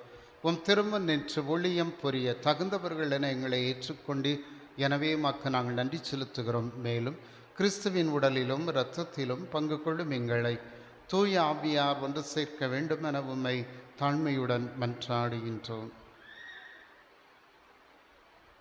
ஆண்டவரே, உலகெங்கும் பரவி இருக்கும் திரு அவையை நினைவு கூர்ந்தருளும். எங்கள் திருத்தந்தை பிரான்சிஸ், எங்கள் ஆயிரந்தோணி சாமி, எல்லா திருநிலையினர் ஆகிய அனைவரோடும் முது திரு அவையை அன்பில் நிறைவு பெறச் செய்தருளும். உயிர்த்தெழும் எதிர்நோக்கோடு துயில் ஒழுகிற எங்கள் சகோதர சகோதரிகளையும் இறந்தோர் அனைவரையும் இரக்கத்துடன் நினைவு கூர்ந்து உமது திருமுக ஒளியின் உள்ளேற்றருளும். எங்கள் அனைவர் மீதும் இரக்கமாயிரும். கடவுளின் கன்னித்தாயான புனித மரியா, அவருடைய கணவரான புனித யோசேப்பு, புனித திருத்தூதர்கள், எங்கள் பாதுகாவலர் கோடியர் புதர் புனித அந்தோணியார், இனிமே உலகில் உமக்கு உகந்தவராக இருந்தோர் ஆகிய புனிதரனை உடனும் நாங்கள் இலைவாழ்வில் பங்கு கொள்ளும் தகுதி பெற்று உம் திருமகன் இயேசு கிறிஸ்து வழியாக உம்மை புகழ்ந்தேத்தும் வருமருள உம்மை மன்றாடுகிறோம்.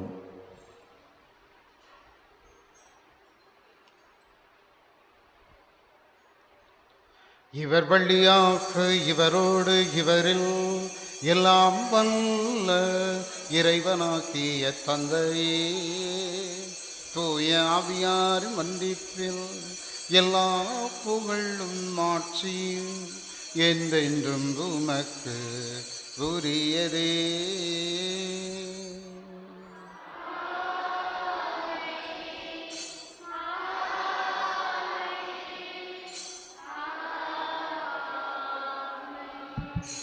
மீட்பரின் கட்டளையால் கற்பிக்கப்பட்டு இறை படிப்பினையால் பயிற்சி பெற்ற நாம் துணிந்து பாடுவோம். விண்ணுலகில் இருக்கிற எங்கள் தந்தையே, உமது பெயர் தூயது என போற்றப் பெறுக. உமது ஆட்சி வருக. உமது திருவுளம் விண்ணுலகில் நிறைவேறுவது போல மண்ணுலகிலும் நிறைவேறுக. எங்கள் அன்றாட உணவை இன்று எங்களுக்கு தாரும். எங்களுக்கு எதிராக குற்றம் செய்வோரை நாங்கள் மன்னிப்பது போல எங்கள் குற்றங்களை மன்னியும். எங்களை சோதனைக்கு உட்படுத்தாதேயும், தீமையிலிருந்து எங்களை விடுவித்தருளும். ஆண்டவரை, தீமைகள் அனைத்திலிருந்தும் எங்களை விடுவித்து எங்கள் வாழ்நாளில் அமைதியை கனிவுடன் அருள உம்மை மன்றாடுகிறோம். உமது இரக்கத்தின் உதவியால் நாங்கள் பாவத்திலிருந்து எப்பொழுதும் விடுதலை பெற்று யாதொரு கலக்கமும் இன்றி நலமாயிருப்போமாக. நாங்கள் எதிர்நோக்கி இருக்கும் பேரின்பத்துக்காகவும் எம் மீட்பராகிய இயேசு கிறிஸ்துவின் வருகைக்காகவும் காத்திருக்கின்றோம். ஆட்சியும் வல்லமையும் மாட்சியும் என்றென்றும் உமதே. ஆண்டவரே இயேசு கிறிஸ்துவே, அமைதியை உங்களுக்கு விட்டுச் செல்கிறேன், என் அமைதியே உங்களுக்கு அளிக்கிறேன் என்று உம் திருத்தூதர்களுக்கும் அழிந்தீரே. எங்கள் பாவங்களை பாராமல் மது திரு அவையின் நம்பிக்கையை கண்ணோக்கி மது திருவுளத்துக்கு ஏற்பதற்கு அமைதியும் ஒற்றுமையும் அளித்தொள்வீராக. என்றென்று வாழ்ந்து ஆட்சி செய்கின்றவர் நீரே. ஆண்டவருடைய அமைதி உங்களோடு என்றும் இருப்பதாக.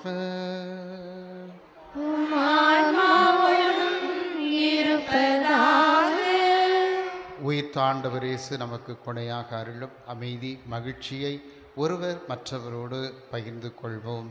சமாதானம்.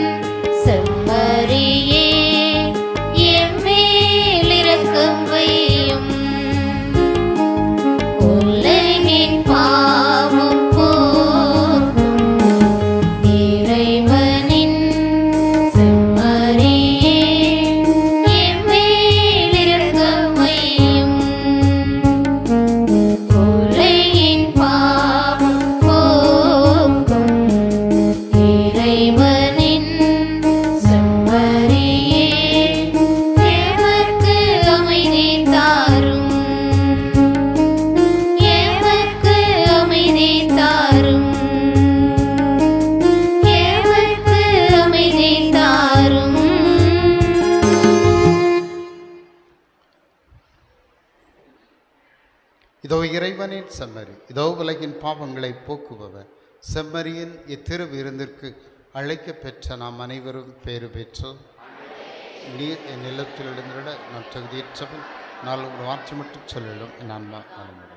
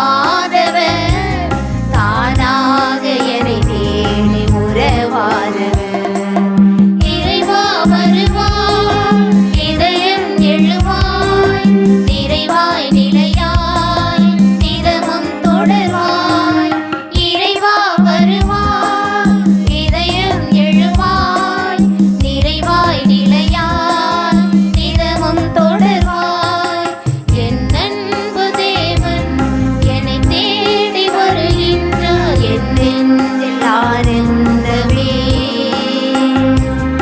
இருள் சூழ முறையில் அருள் கோடி தருகின்றார் என்னாலும் பேரின்பமே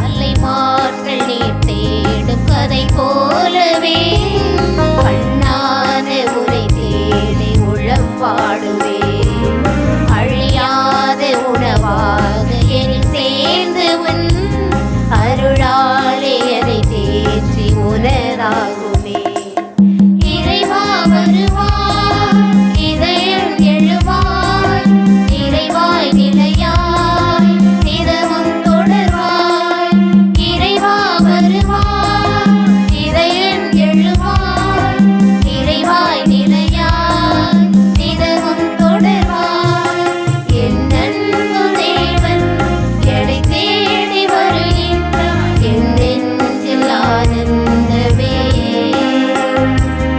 இருள் சூழ முறையில் அருள்கோடி தருகின்றார் என்னாலும் பேரின்பமே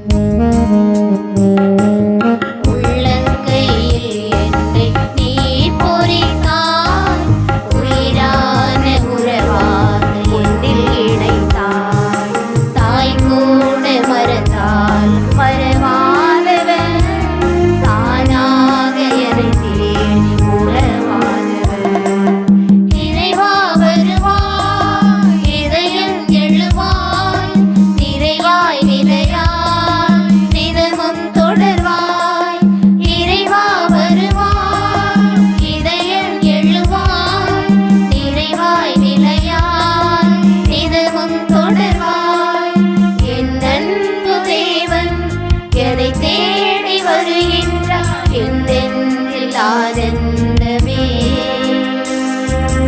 இருள் சூழ முறையில் அருள் கோடி தருகின்றார் என்னாலும் பேரின்பமே 12ஆம் தேதி ஞாயிற்றுக்கிழமை ஆண்டவருடைய விண்ணேற்ற பெருவிழா. 13ஆம் தேதி திங்கட்கிழமை பாத்திமா நகர் புனித கன்னிமரியாவின் நினைவு விழா. 14ஆம் தேதி செவ்வாய்க்கிழமை புனித மத்தியா திருத்துதர் விழா. 15ஆம் தேதி புதன்கிழமை வாரத்தின் புதன். 16ஆம் தேதி வியாழக்கிழமை வாரத்தின் வியாழன். 17ஆம் தேதி வெள்ளிக்கிழமை வாரத்தின் வெள்ளி. 18ஆம் தேதி சனிக்கிழமை புனித 1ஆம் ஜான் நினைவு விழா.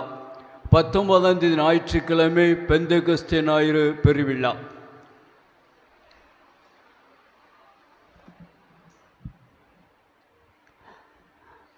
ஆண்டவர் இயேசு கிறிஸ்துவில் அன்பு நிறைந்த சகோதர சகோதரிகளே, கோடி அற்புதர் புனித அந்தோணியாருடைய அன்பு நிறைந்த பிள்ளைகளே, நம்முடைய பாதுகாவலர் திருநாளினுடைய 6வது நாள் நவநாள் திருப்பலியை நாம் நிறைவேற்றி சிறப்பித்து கொண்டாடி கொண்டிருக்கிறோம். 6வது நாள் நவநாள் நல்வாழ்த்துக்களை அன்போடு கூட உங்களுக்கு தெரியப்படுத்திக் கொள்கிறேன். அவர்களை தட்டிக் கொள்வோம். இந்த நாளில் நம்முடைய அன்பான அழைப்பை ஏற்று வருகை தர வேண்டிய அருட்தந்தை ராபின் அவர்களுக்கு திடீரென்று ஒரு அவசர பணிகளுக்காக செல்ல வேண்டிய நிர்பந்தம் ஏற்பட்டுவிட்டது. அதனால் தந்தை பீட்டர் அவர்களை கேட்டுக்கொண்டிருக்கிறார். தந்தை அவர்கள் நமது ஊருக்கு ஏற்கனவே பல முறை வருகை தந்திருக்கிறார்கள். அவர் நம்முடைய அன்பிய பொறுப்பாளராக, நம்முடைய மறைமாவட்டத்தினுடைய அன்பிய இயக்குனராக இருந்து பணியாற்றி கொண்டிருக்கிறார். அது மட்டுமல்ல, நம்முடைய மறைமாவட்டத்தில் இயங்கக்கூடிய அனைத்து பணிக்குழுக்களையும் ஒருங்கிணைப்பு செய்கிற இயக்குனராக ஜூபிலி மெய்ப்பு பணி நிலையத்தில் பணியாற்றி கொண்டிருக்கிறார்கள். தந்தை அவர்கள் நம்முடைய நாள் திருவிழாவில் இந்த நாளில் வருகை தந்து சிறப்பாக ஆண்டவருடைய வார்த்தையை நம்மோடு கூட பகிர்ந்திருப்பது உண்மையிலேயே மகிழ்ச்சி அளிக்கிறது. தந்தையவர்கள் பல்வேறு பணித்தளங்களில் மிகச்சிறப்பான பணிகளை மேற்கொண்டவர் என்பதை நாம் அறியலாம்.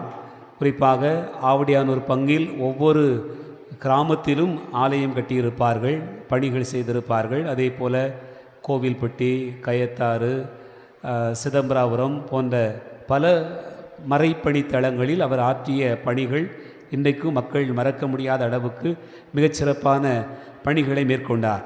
மிக எளிமையானவர், அன்புக்குரியவர், பழகுதற்கு அன்போடு கூடிய நல்ல ஒரு பண்பாளர்.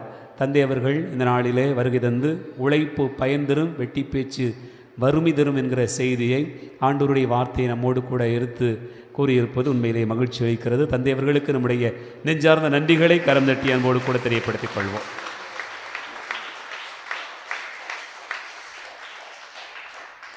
அன்பார்ந்தவர்களை, இந்த நாளின் வழிபாட்டை சிறப்பித்திருக்கக்கூடியவர்கள் வாகன உரிமையாளர்கள், கடை உரிமையாளர்கள், நடத்துனர்கள், ஓட்டுநர்கள், ஆப்பரேட்டர்கள், கட்டிடத் தொழிலாளர்கள் என்று பலர் நமது ஊரிலே உழைக்கக்கூடிய எல்லா மக்களும் இணைந்து செய்திருக்கிறார்கள்.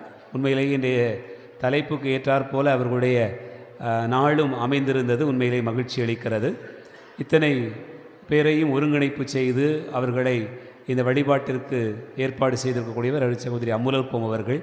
ஆகவே ஏதாவது ஒரு வகையிலே உழைக்கக்கூடியவர்கள், உங்களுடைய வீட்டில் இருக்கக்கூடிய பிள்ளைகள், கணவன்மார்கள் பல இடங்களில் வேலை செய்து கொண்டிருக்கிறார்கள் என்றால் அவர்கள் எல்லாரையும் நினைவு கூர்ந்து நீங்கள் பலி ஒப்பு கொடுத்து இந்த வழிபாட்டிலே பங்கெடுத்திருப்பது, காணிக்கை பவனிலே பங்கெடுத்திருப்பது உண்மையிலேயே உங்களுடைய எண்ணங்களும் எதிர்பார்ப்புகளும் ஆண்டவர் பக்கமாக ஏறெடுக்கப்படுகின்றன என்பதை வெளிப்படுத்தி இருக்கிறது. ஆகவே இந்த நாளை சிறப்பித்திருக்கக்கூடிய அத்தனை பேருக்கும் வழிகாட்டி அருட்சகோதரி அமுலோற்பம் அவர்களுக்கு நம்முடைய நெஞ்சார்ந்த நன்றிகளை கரந்தட்டி அன்போடு கூட தெரியப்படுத்திக் கொள்வோம்.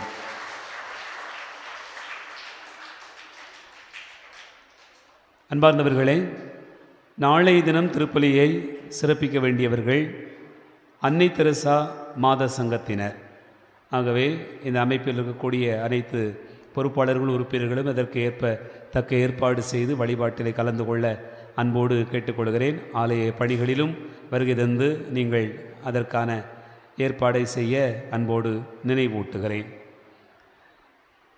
அன்பார்ந்தவர்களே, நேற்றைய தினம் மறையுறையிலிருந்து மொத்தம் 82 பேர் எழுதி போட்டிருக்கிறார்கள். சரியான பதில் 46 பேர். சரியான பதில் எழுதியிருக்கக்கூடியவர்களிலிருந்து 3 அதிர்ஷ்டசாலிகளை தேர்ந்தெடுத்து இப்போது பரிசுகள் வழங்குவோம். தந்தை அவர்கள் 3 பேரையும் தேர்ந்தெடுப்பார்கள், பரிசுகள் வழங்குவார்கள்.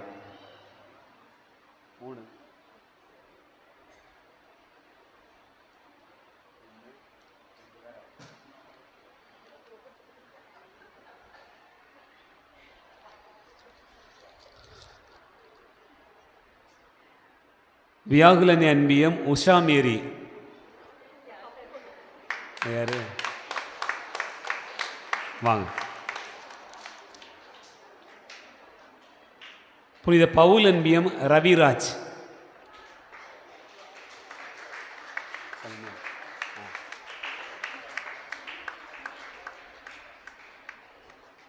அன்னை தெரசா அன்பியம் மிஸ்டிகா ஆண்டோ.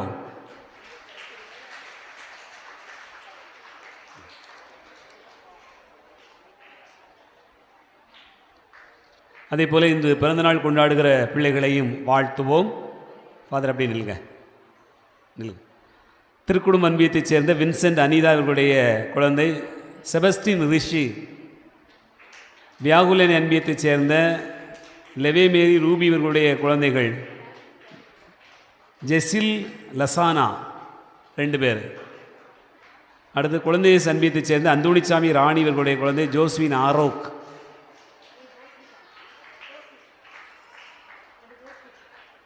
இந்த வியாகுலன் அன்பியத்தைச் சேர்ந்த டோம்னிக் எலிஸ் மேரி உடைய குழந்தை ஜெரிக் திஷான்.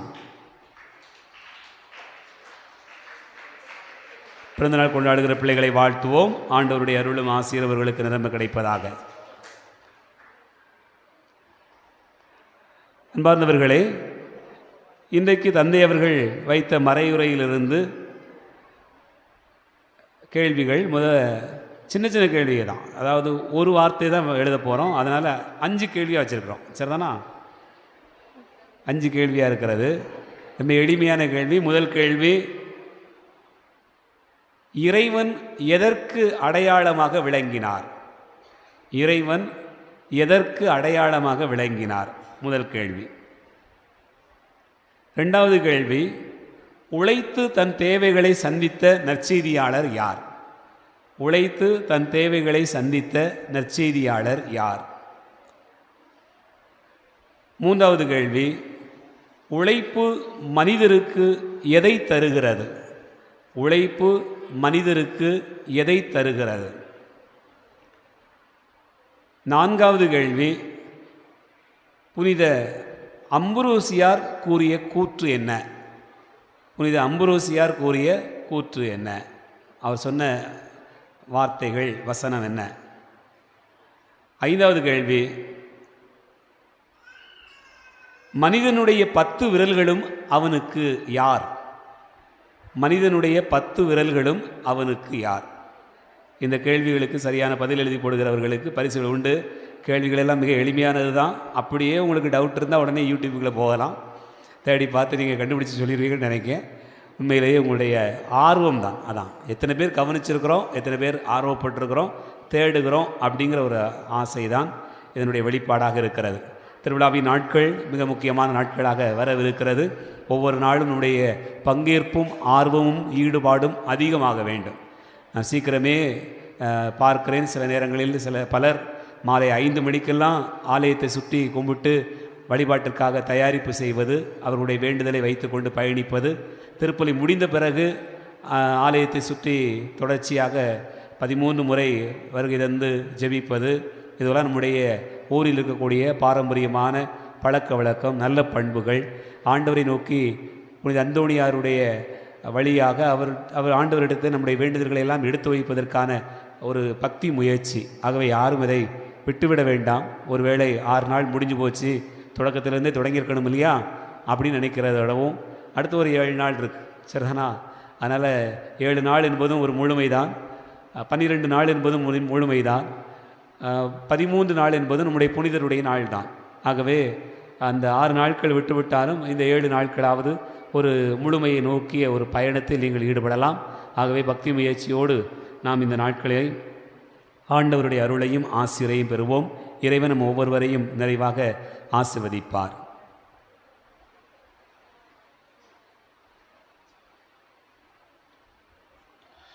மன்றாடுவோமாக.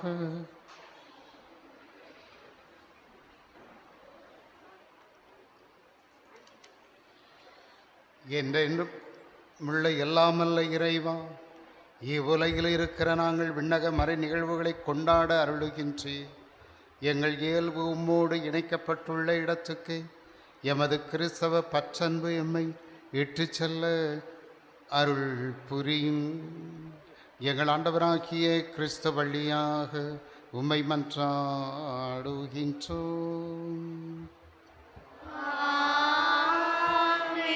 ஆண்டவர் உங்களோடு இருப்பாராக.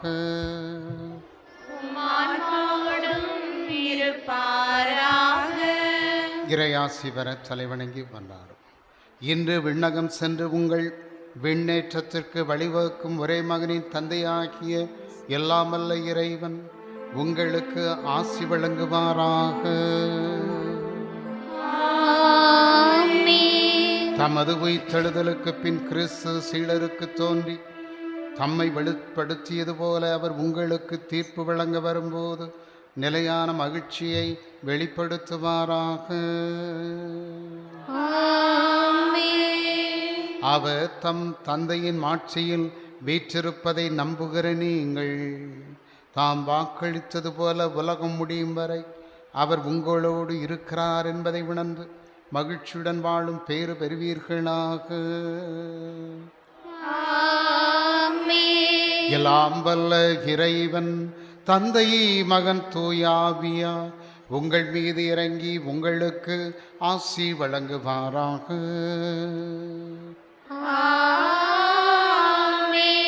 இறை அருளை நிறைவாக பெற்று இயேசுவின் சாட்சிகளாக சென்று வாழுங்கள். திருப்பலி நிறைவேறிற்று. அல்லேலூயா, அல்லேலூயா. இறைவனுக்கு நன்றி. அல்லேலூயா.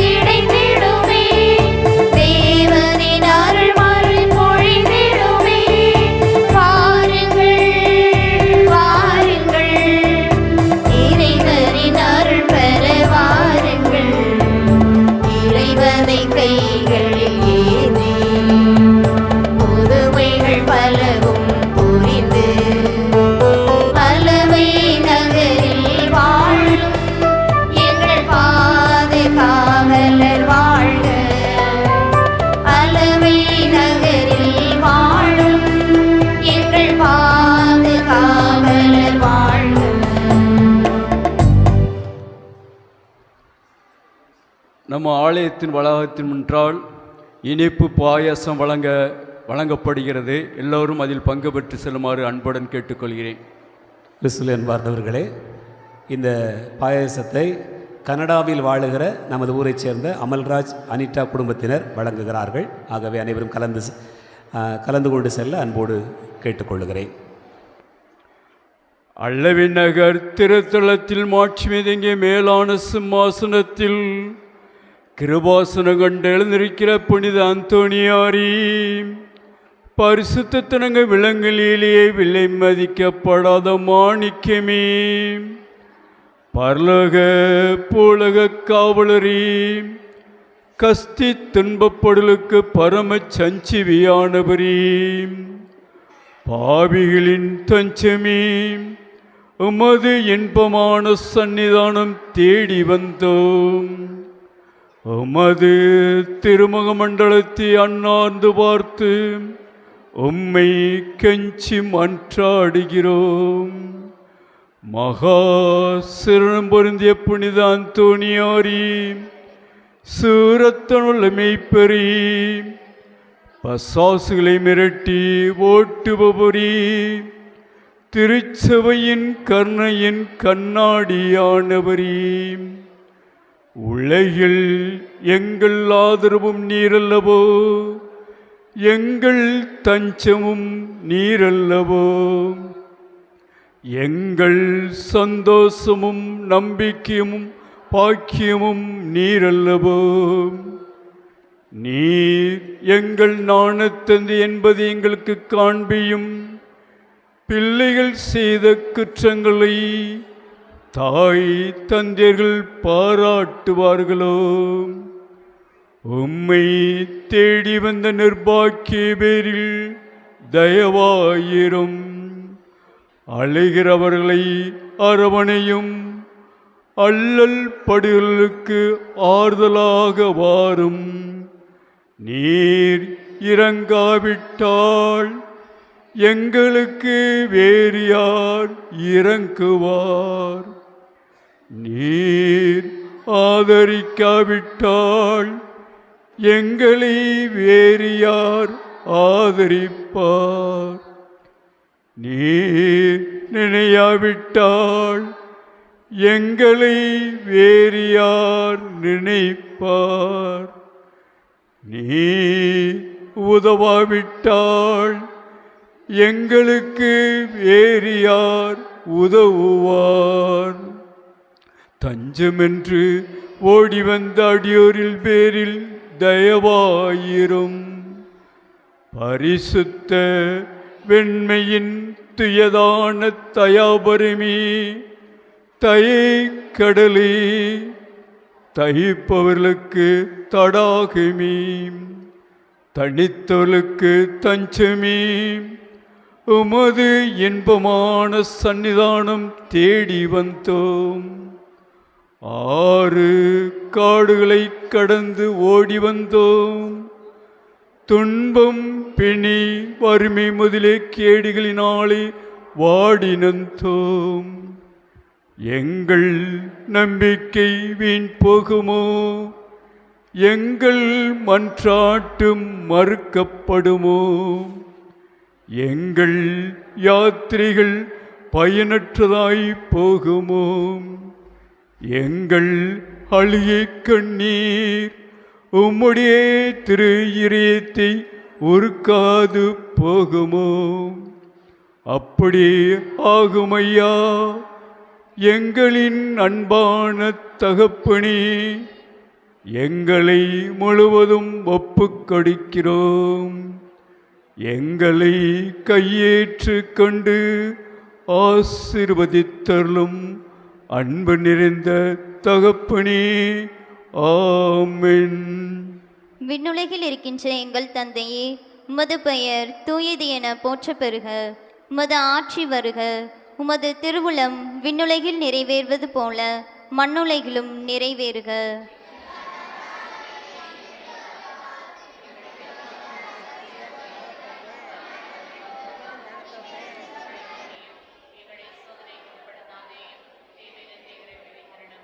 அருள் நிறைந்த மரியே வாழ்க.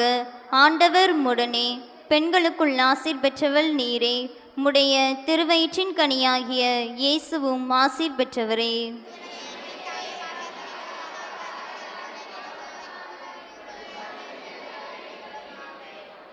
தந்தைக்கும் மகனுக்கும் தூய ஆவியாருக்கும் மாட்சிமை உண்டாவதாக.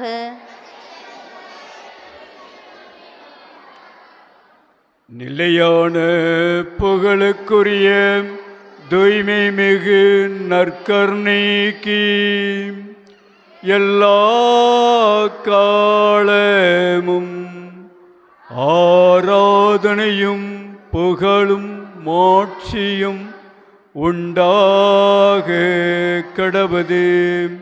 கிறிஸ்துராஜா வாழ்க. தந்தை மகன் தூயாவின் பெயராலே